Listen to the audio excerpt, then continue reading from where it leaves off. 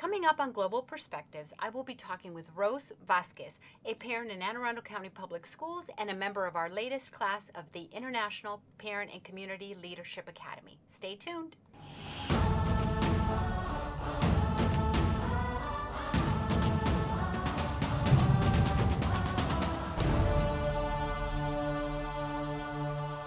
Welcome to Global Perspectives. I'm your host, Karen McDonough, Manager of International Family Outreach Programs.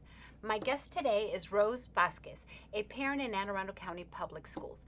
Welcome, Rose. How are you? Thank you. I'm doing good. Thank you. Very good, very good. Thank you so much for being here with me today. I'm super excited to have met you in our most recent International Parent and Community Leadership Academy, IPCLA as it is known. And I'm glad that you were able to come and talk with me today about your experiences with our school system, and then we'll talk about the Parent Academy. But first, I always like to ask my guests a little bit about themselves, their educational experiences, and then, of course, what brought you here to Maryland. So I understand you're from Puerto Rico. Mm-hmm. Very good. And you were a young adult when you came to the U.S. Yes. Okay. How old were you? I was 22 when I moved to the U.S. Okay. And when you moved to the U.S., did you come to Maryland, or where did you go to live? Oklahoma. Very different than Maryland. Very different than Maryland. Completely. Yeah. Completely different. Okay, so we'll talk about that in a second. But obviously, you did all of your schooling in Puerto Rico. I did. Okay, and just for our audience to understand a little bit about how the school may function different in another, even though Puerto Rico is part of the U.S., but in another place. At what age do kids start school in Puerto Rico? It depends. It's similar to here in Maryland, depending on your date of birth. Okay. Back then, it was until December, kids could go at like 4. Okay. So it was maybe a little different from here. I think here it's like September 29th or the 30th, like the deadline. September 1st, yes. September 1st. So in Puerto Rico, you have to be 4 to start kinder, or 5? So you're saying you were 4 because your birthday was before December. December, correct. So you were technically 4, but you could start kindergarten Yes. as long as you turned 5 at the second half of the year. Perfect. That was back then. Now I think it's different. Now it's similar to the one here in the States. Yeah, and I think in places like Puerto Rico, there is a need for the system to be similar because so many families come back and forth. So that makes total sense. And obviously, kids go to school until 12th grade. Correct. Okay. And do you go to school based on where you live, or can you apply to any school depending as long as your parents are willing to take you, or how does that work? Back then, when I was in school, I got to choose like which school do I wanted to go. For the most part, Okay. the ideal scenario, of course, is to be close to your house. Okay. In my case, I went to the school that was close to my grandma's house because I was always there with her. Okay. And I would walk to school. Okay. No, I don't remember school buses. We had to walk to school. Well, and isn't that funny you should say that, because that is true. We have a lot of our families that come from places like Honduras, Guatemala. There's no school bus. There's no big yellow bus that comes, and sometimes kids are a little freaked out about this. Like, why am I getting on this big yellow bus to go to school? So you went to the school that was close to your grandmother's, and you were able to walk. So that was obviously great for your family, I'm sure, to have that. And is there like elementary, middle, and high, or is there like one school for all grades? They have different ones. So, for instance, for elementary school, I went to the one that was closer to my grandma's house. But then middle school, I went to really far at school that my mom wanted me to go, and like she would take me and pick me up. And then high school went back to close to my grandma. Okay. So, and is elementary school till 5th grade or till 6th grade? back then it was till 6. Okay, because I know I grew up in Mexico, and in Mexico it's the same school. Elementary school is till 6th, and then middle school is 7, 8, 9, and then high school is 10, 11, 12. Correct. So that was the same. Okay. But I think they changed that now again. Like now it's more think similar. It's similar. And then when you got grades, was it 10, 9, 8, 7, or was it A, B, C, D? A, B, C, D. A, B, C, D. Okay. And F instead of E. I know we always tell parents, E is not excellent. E is not excellent. E means you're not doing very well. So that's important to understand. Okay. So you did when you came to the U.S. after completing your schooling in Puerto Rico, and then you went to Oklahoma. And were your children born in Oklahoma, or when you had kids, how was that experience? So my daughter was born in Arlington, Virginia. Okay. My son was born in Germany because my husband was in the military. Okay. And that's why I got to move like so many places. Okay. So your daughter that was born in Virginia, you moved to Germany, and she went to school for how many years For there? just one pre-K. Just pre-K. Okay. Mhm. Very good. So is there any? Did she go to a German school or to a military school or DoD school? DoD school. Okay. So we used to live like 30 minutes away from the base, Okay. but we did have a bus service that will pick her up and back and forth. Okay. And yeah, it was And great. Yeah, she Good. loved it. Well, and I was going to say, people think, oh, pre-kindergartner, putting them on the bus, but I think parents sometimes forget that the bus can be like the most fun for the kids, right? Yes. They get to be with their friends and they're socializing and all that. So, obviously, you had a limited experience in Germany, but it was a DoD school, so I'm guessing similar to the U.S. Mhm. Teaching was all in English and all Correct. that. So when you guys came back to the U.S., did you come to Maryland? I did. Okay, and so then your daughter and your son have always been in school in Anne Arundel Anne County. Arundel, Okay, correct. and how old are they now? My daughter is 16. My son is 13. So you have a high schooler and a middle schooler. Yes. Okay, so your middle schooler is in seventh, going to be going into eight. Going to 7th. Oh, going into seventh, and your daughter's going to be a sophomore? Yes. Well, Okay. a junior. A junior, okay, all right. So you've been through the elementary years and the middle school years and the high school years. Is there, and I know that when we were speaking earlier, you've worked for a very long time, and so you were not necessarily able to be very involved on the day-to-day business of the school or volunteering in the schools. But as a parent, what do you think is maybe one of the toughest stages for kids in school? Do you think the elementary school years are more challenging, or middle school, or high school? What do you think is? I honestly think, I feel like elementary school, you have to be more engaged because that's when they're like starting to really build some sort of like structure, if you Mhm. will. Like, I know the school helps a lot, which is great for parents like us that like I used to work like Yeah. it was so busy for me, and then to come home and like have to do homework, it was Hard, it was yeah. hard. But I really like the system where my kids used to do homework at school, so Yeah. by the time they got home, it was more of like, did you do your homework, what's missing, what do you need, Right. and so forth. So I think that's a big difference from example from Puerto Rico, like, Right. and back home it was so much homework that we have to take back home, back Right. home. And then, so there was that expectation about a higher expectation of homework. Then there is, Mhm. a large quantity of it, and that homework is not done at school. It's all expected to be done at home. So I'm glad you mentioned that, because I wanted to back up a little bit about, and I know you were a kid, but in terms of parent involvement in school in Puerto Rico, does the school expect parents to be chaperones and volunteers, or is it really not something that the school expects parents to do? I think they do. I Okay. mean, it's always important to be involved and Mm. engaging with the school. It helps the kids and all of that. So I think it is expected to chaperone during field trips, Okay. and also like bake sales and things Okay. like that to help like sixth graders for like graduation and things like that. Okay, with other kind of social things for the school. Right. And I think maybe that is probably something that parents or families that come from Puerto Rico, it's not such a change in what the school functions very similar. What we Mhm. the opportunities that we have for parents are very similar, so that is a really, really good thing. With your experience with your children in Anne Arundel County Public Schools, is there something that as a parent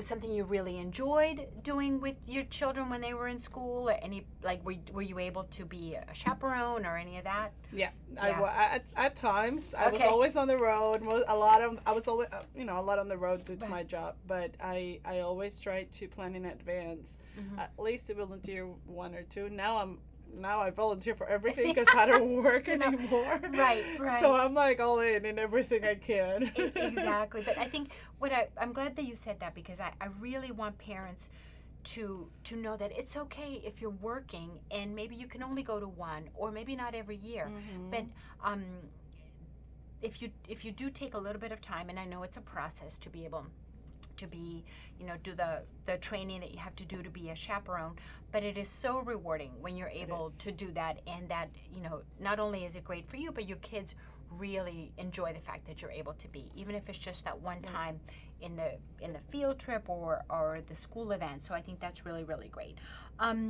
Moving into the International Parent and Community Leadership Academy that just finished this last spring.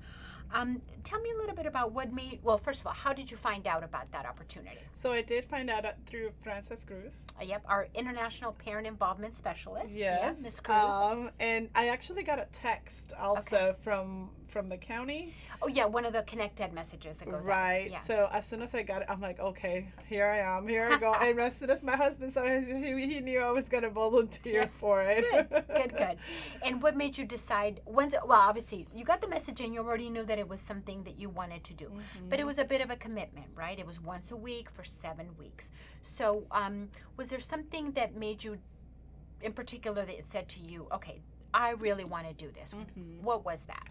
Well, again, I'm in a phase right now where I want to be involved in my kids, educational journey. So I was like, I want to, I know there's some information out there about like all the opportunities that the county offers, but I wanted to learn more. Okay. So I was like, I think this is a great opportunity to get to know what's there to offer for the kids, and also it's a way to help the community and give back. So that's something that I always enjoy, to give back. So I think through this program, and creating those partnerships with the community and all of that. So I was like, I think this is a good fit, like, for me to do.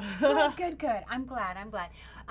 And for our audience to know, at each of the sessions where you came to the central office and sometimes to a couple different locations, there was always different topics and different speakers where you learned a little bit about a different part of the system during each of the sessions.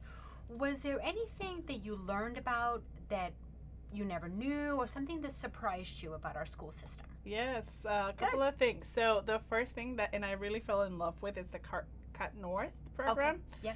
Yeah. Center of Applied Technology. North. Yes. Yeah. And all the apprenticeship program, Arlington Echo, and the Maryland Seal of Biliteracy. I had no idea that existed. So those are some of the things that I really, enjoy learning about. Right. Well, and I would encourage our audience to go onto our website and find out all the great information about our Centers of Applied Technology, the one that's in the north and one that's in the south.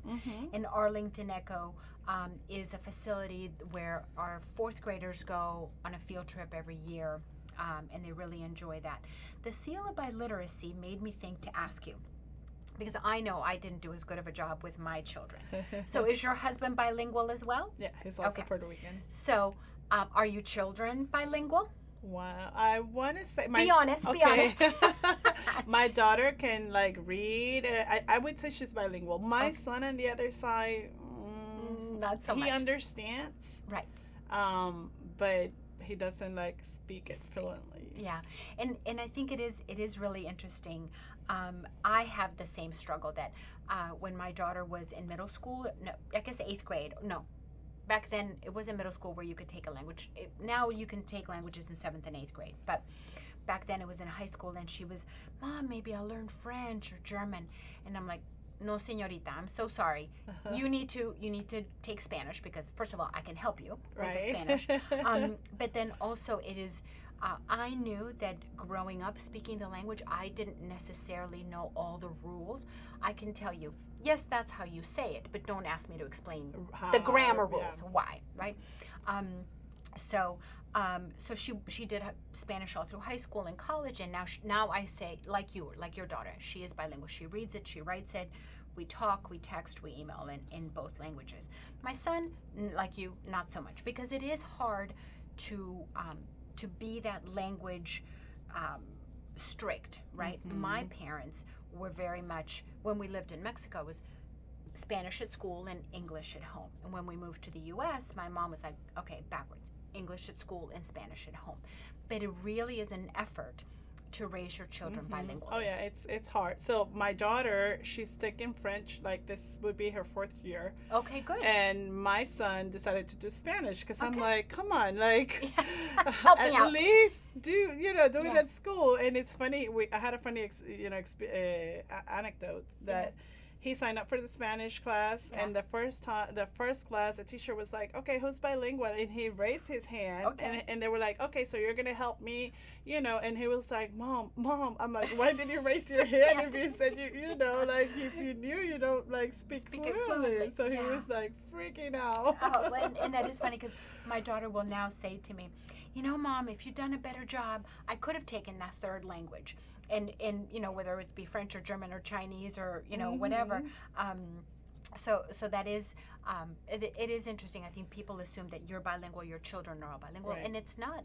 It doesn't come as easy. And I think our system has recognized that why not start in middle school when the kids have that they have the space in their schedule. It counts. They get credit, and some kid, depending on how fast they move, they may enter high school with already that high school credit of Spanish 1. So I think that is really an amazing thing. So you told me a little bit about what you really enjoyed. Is there something that you learned in IPCLA that you think it would be really important for other parents to know? I learned a lot. I know. Well, I learned a lot of things. Pick a couple things. But I think one of the main things, based on where we live, I noticed that a lot of people, mainly like immigrants, sometimes they feel maybe scared to ask for help, and I think that's one thing that kind of struck me, because I was like, wait, like there's help for you guys as well, like don't be shy, don't be afraid to ask, because there are helps. Like I knew about facilitators. I didn't know the extent of the different languages that they have in the schools, and of course I also learned that if they don't have the facilitator that you need for your school, they can also identify someone that can help. So that's also good to know, and that the information, it's also available in different languages as well. Yeah, and I think that that is something that I think we're doing an okay job, but I think we can always do better. And I think there's been a growing change in that now. I know when my kids were little, I don't know about when your kids started going to school here, but all the signage outside of schools was all only in English. But now when you walk up to a school, there's a little sign in English and in Spanish that says, you need to ring the doorbell, and they'll ask you for your help. So, or for your name and the reason you need to be in the building. And I know that it's a security thing, but the fact that it is in both languages to make it a little bit more welcoming. And so that people know what the process is, instead of just, knocking at the door, pulling at the door. So I think it is steps that we're taking to be more welcoming for the people that are a little bit, reluctant to ask for that support. For our audience to understand, when you're part of IPCLA and you learn all these wonderful things that you've told us a little bit about, one of the parts, which I think is really great, of the Academy is you get a little bit of homework. You are asked to choose a project or an initiative that you would like to implement in your schools. So tell us what project you picked. So I picked Cat North, and the reason why is, based on my background, like I was talking to you earlier, like in my past work, I used to create community programs, educational programs for from middle and high school students. So I do understand that sometimes, schools, they don't necessarily want to go to college, right? So we want to make sure that they're, prepared with something. So what I like about Cat North is that, students can stay, with their regular curriculum, Yep. but also learn other, different Trades. traits, if you will, or Yeah. different industries, and kind of prepare them onto what to expect. More hands-on. And we toured the Cat North, Yeah. and I loved it because you're really giving them this, experience, hands-on experience, which Right. sometimes, at that age when you're in high school, you're not completely sure Right. which path you want to go, right? So by having those hands-on experience can give you clarity and can give you kind of a sense of like whether you like it or not, Right. which I think it's important too. Right. And I think that the whole idea of, you have to try it to know whether you like it or Right. not. And there's that exploratory class, which is that one semester, and you can try, I think it's 4, right? You can, in the 4, during one semester, you can try 4 different areas, and you can choose. And then, maybe you never thought you'd be interested in the culinary arts, but you had a chance to try it, and you find that you have a passion for that, or whether it's construction or whatever. So I think I agree with you that it's really a great opportunity for kids to try a real life experience, to help guide them. Like you said, they can still go to college, but now they've got another, some Right. other information Right. as a background. Okay, very, very good. Shifting a little bit to anybody who's maybe thinking for the next time that the academy comes around. If somebody's like, oh, I don't know, I don't know, shouldn't I do it? What would you say to somebody that was on the fence about whether or not they wanted to participate? I would suggest yes. Like I would say Okay. yes, because the more information you have, the better you are at making like decisions. Not only for your kids, but it's also, like I said, it's also a way to inform your neighbor, your Right. other family members that are in the area. So I would say yes. You would say go for it. Okay, very, very good, very good. When, as a mom, as a parent of 2 currently, a high schooler and a middle schooler, I'm curious about your experience with the parent portal account. It's something that the last couple of years, partly I think after COVID, and so many of the things that we do as a system shifted to an electronic way of doing things. And one of the big parts is the parent portal system, where you have an account and it allows you to look at your kids' grades, the grades, the attendance, communicate with the teacher and stuff. Correct. How have you used Parent Portal? Have you found it helpful, and what do you like about it? I use it all every day. I check. Okay. Yeah, That's a very diligent mom. We tell I- parents you don't have to check it every day, at least once a week. But okay. I keep track, and Okay. my kids can tell you. I send them screenshots Ooh. of like, I see a 0, like what's going on. Check with your teacher. Like I'm always checking Okay. to make sure they're on track. Cause I find it very beneficial, like to have access to see the grades, the attendance. Sometimes it's hard. Or to send an excuse or whatever, but Right. Having those forms available there Right. to be able to communicate with the teacher, I think that's super helpful. Right. Well, and I think when you're talking about looking at the grades, what you said too, is like, oh, you can see on an assignment. So I think it's important for parents to know that you don't just see, okay, my kid has a B in math. You can actually look at that B and see what assignments make up that. And maybe they've gotten 100 on 2 assignments, but there's 2 assignments that they haven't turned in. Right. And so then, the 200s and the 2 zeros Right. come to a 50. So that's important. It's like an early intervention. You can say, okay, so here, these are your grades. This is what you have to do, and kind of help them out too, because they don't know it all, and we can't rely just on the teachers. As parents, we have to also do our part to Right. make sure that our students and our kids are doing what doing they what have they to do. have to do. So when you've used Parent Portal to communicate with the teacher, have you emailed through Parent Portal or just separately? So I copy the email and I send it through my email. Okay.